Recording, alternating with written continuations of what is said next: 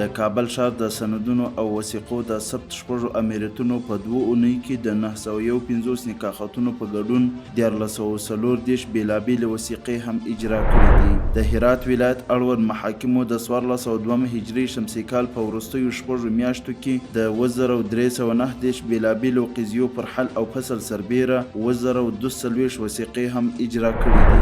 د کابل ولایت محاکمو د 1402 هجري شمسي کال په وروستیو شپږو میاشتو کې د 14570 بېلابېلو قضیو پر حل او فصل سربیره 9878 وثیقې هم اجرا کړي دي.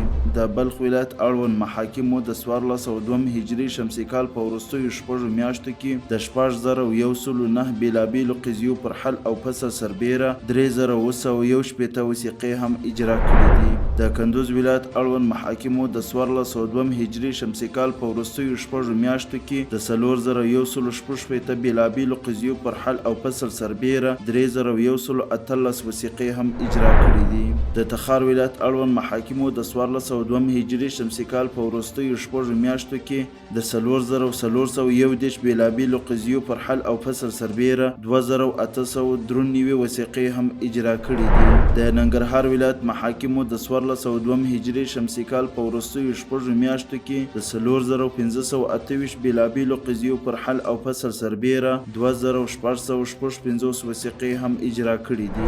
د بغلان ولایت اړوند محاکمو د 1402 هجري شمسي کال په وروستیو شپږو میاشتو کې د 4600 بېلابېلو قضیو پر حل او فصل سربیره 1803 وثیقې هم اجرا کړي دي. د بدخشان ولایت اړوند محاکمو د 1402 هجري شمسي کال په وروستیو شپږو میاشتو کې د 3214 بېلابېلو قضیو پر حل او فصل سربیره 2745 وثیقې هم اجرا کړي دي. د غزني ولایت اړوند محاکمو د 1402 هجري شمسي کال په وروستیو شپږو میاشتو کې د 3088 بېلابېلو قضیو پر حل او فصل سربیره 2152 وثیقې هم اجرا کړي دي.